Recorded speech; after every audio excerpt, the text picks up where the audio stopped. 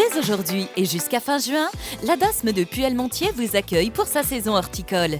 Venez découvrir tous les plants floraux et les plants potagers de la Grande Serre. Les professionnels de l'ESAT se feront un plaisir de vous accompagner dans votre choix. Ouvert du lundi au samedi, 10 rue de l'Église à Puellemontier. Assureurs depuis 3 générations, Pauline et Julien Thiebaud sont spécialisés dans l'assurance des professionnels de l'automobile ainsi que dans l'assurance des entreprises industrielles et commerciales. Le cabinet Thiebaud-Champenois accompagne également les particuliers. Pour plus d'informations, rendez-vous au sein de l'agence Abeille Assurance. Les 2 et 3 juin, venez découvrir le Festival international de chant a cappella, unique en France, Bar en Voix.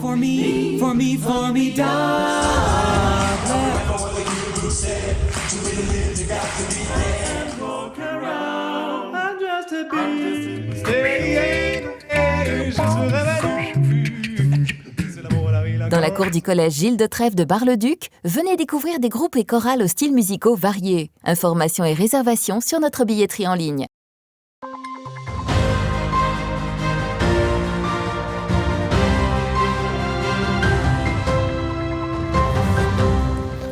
Bonsoir à toutes et à tous, bienvenue dans votre édition du 15 Info de ce mercredi 3 mai. Voici les titres. Orion, l'exercice des armées qui rassemble 12 000 militaires dans le Grand Est, touche à sa fin, une phase à laquelle participe la BA113. Les sapeurs-pompiers de Haute-Marne, tous rassemblés lors du congrès départemental à Éclaron ce week-end. Dans le cadre du dispositif Culture, Santé et Handicap, les résidents de l'EHPAD de Doulincourt s'exercent à l'art. Et mercredi, alors Cinéfocus, Thiago Kargovic nous parle aujourd'hui de Misanthrope. Et la dernière phase du plan militaire Orion qui se déroule en Champagne-Ardenne en ce moment touche à sa fin. Il s'agit d'un exercice de grande ampleur où 2 armées de forces égales s'affrontent sur de tous les terrains. Clémentine Coppola a suivi les derniers exercices au sein de la base aérienne 113. En général, par... À l'escadron Lafayette, on s'active. Il est 8h et les pilotes préparent leur mission. L'objectif, aujourd'hui, appuyer et protéger les troupes au sol. Nous allons être en appui de forces françaises qui sont au sol, enclavées dans une zone près de Mailly. Et le but pour nous va être de venir les assister, de leur amener un appui aérien. On simule avec exactement les mêmes procédures que dans la réalité, exactement les mêmes armements simulés, sauf qu'on s'arrête au moment de délivrer l'armement. Après s'être équipés, les pilotes et leurs navigateurs rejoignent leur Rafale avant de décoller pour une mission d'environ 1h30. Au total, 90 sorties de base ont eu lieu depuis le début de la phase 4, ce qui correspond à environ 190 heures de vol pour les pilotes de la BA113. Et depuis une vingtaine de jours, les troupes de la BA113 sont également déployées dans d'autres bases aériennes. Alors sur l'exercice Orion, on est tous mobilisés, puisqu'on travaille à la fois sur la base de Saint-Dizier, mais on a également des équipages qui sont engagés sur l'exercice Orion, sur la base de Mont-de-Marsan. Donc on a sur la base de Mont-de-Marsan 5 rafales déployées, une dizaine d'équipages et puis une quarantaine de mécaniciens qui travaillent depuis Mont-de-Marsan. Et ici, sur la base, on a nos 2 escadrons opérationnels qui prêtent également main forte pour effectuer des missions, et l'ensemble des services techniques de la base aérienne 113 qui préparent les avions pour la mission. Cet exercice de collaboration interarmée doit permettre de renforcer les liens entre l'armée de terre, de l'air et la marine. Orion est un plan militaire essentiel dans le contexte géopolitique actuel. La genèse d'Orion, c'est l'évolution du contexte international, où on voit que le conflit de haute intensité est redevenu quelque chose de probable, et donc il faut se préparer à ce type de conflit. Donc la genèse, ça date de 2020, la volonté de s'inscrire dans un exercice régulier de cette ampleur, de manière à préparer les forces à la haute intensité et progressivement de monter en puissance jusqu'en 2030 avec l'ambition opérationnelle 2030. Plus que 2 jours avant que l'exercice ne touche à sa fin, prochaine étape, dresser un bilan pour déterminer les points forts et les axes de progression de ce plan militaire d'une ampleur inédite au XXIe siècle. Et le ministre des Armées Sébastien Lecornu sera par ailleurs en déplacement à Semoutier ce jeudi 4 mai au sein du 61e régiment d'artillerie de Chaumont pour une réunion dite tactique. Évidemment. Et notre image du jour, c'est le portrait de Lazara, auteure, compositrice et interprète d'origine canadienne. Elle sera sur la scène du Musicalité de Saint-Dizier le 2 juillet prochain, remplaçant alors Camille Lelouch qui, pour des raisons indépendantes de la volonté de l'organisation, ne pourra pas assurer le concert. Lazara est la chanteuse qui représentera la France à l'occasion de la 67e édition de l'Eurovision, qui se tiendra le 13 mai prochain, avec ce titre, évidemment. Ce week-end a eu lieu le congrès départemental des pompiers de la Haute-Marne à Étlaron et pour la première fois, des stands et des animations faites par les jeunes sapeurs-pompiers ainsi que des stands de sensibilisation s'animaient sur la place du village, le tout pour découvrir le métier de sapeur-pompier. Le congrès a débuté avec une assemblée générale qui retrace l'année écoulée et qui s'est clôturée par un défilé de véhicules. Écoutez le colonel Christian Jean Demange, directeur du service départemental d'incendie et de secours.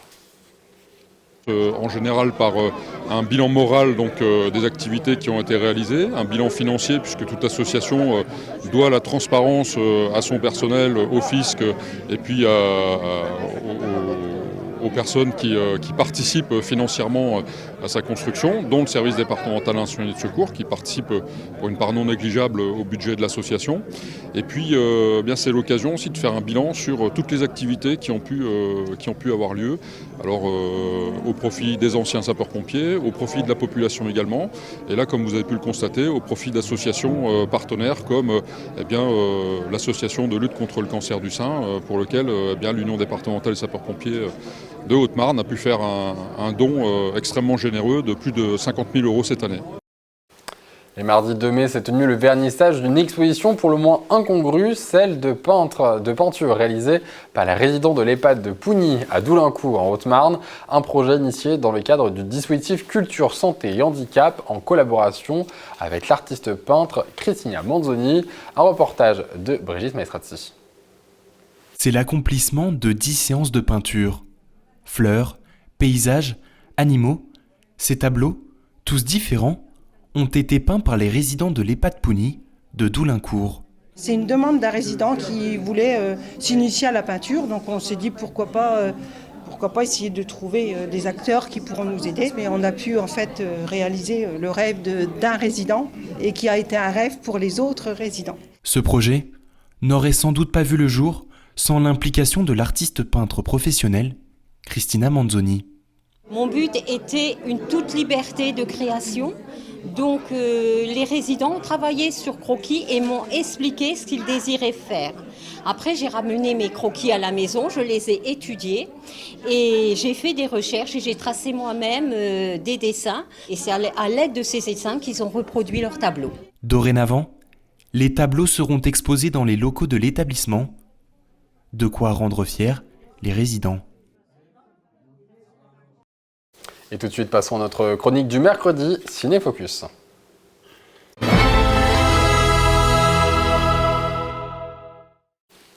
Et à l'affiche cette semaine au cinéma, Misanthrope, la dernière œuvre de Damien Cifrone, le réalisateur argentin qui fait son retour au cinéma sur le grand écran avec une enquête policière très entendue. Bonsoir Thiago. Bonsoir Antoine. Oui, notamment du fait que cela faisait presque 10 ans que les amoureux du cinéma de Damien Cifrone rongeaient leurs freins.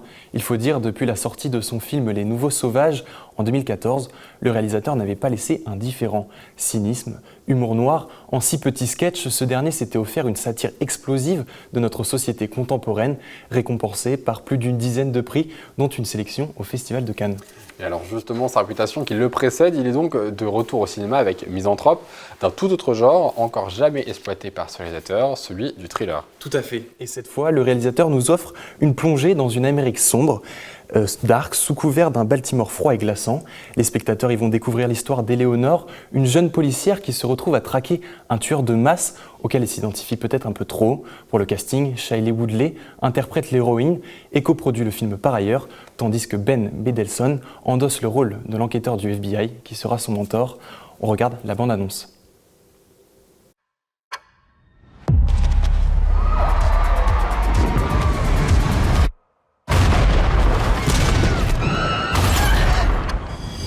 Le tireur tueur aurait été aperçu dans la zone du port. Allez voir et confirmez. Il y a 29 victimes. Chacun de ces tirs a fait mouche. Pas de douille. Pas un seul cheveu ou la moindre empreinte. Il ne veut pas mourir. Et il ne veut surtout pas être retrouvé.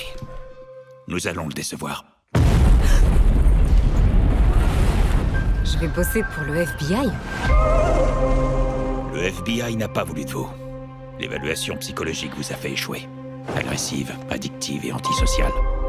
C'est le profil des personnes qu'on emprisonne, pas qu'on engage. Je pense que vous avez de l'instinct. Transformez-le en carburant pour alimenter de nouvelles théories. Tout de suite. Et la bande-annonce promet donc un thriller allaitant, mais dans quelle dynamique s'inscrit le réalisateur? Nouveauté ou respect des codes du genre? Quel sillage emprunte-t-il, Thiago? Dans Misanthrope, le réalisateur réinvente les codes du genre en abordant des sujets tels que la santé mentale, la surconsommation, la télépoubelle. Derrière ce tueur insaisissable, cette enquête, c'est plus largement d'un tout autre danger que souhaite nous avertir le réalisateur, celui des habitudes, des failles de l'usure du quotidien. Tel est le credo du réalisateur que certains trouveront peut-être ennuyeux, quand d'autres salueront l'effort d'authenticité.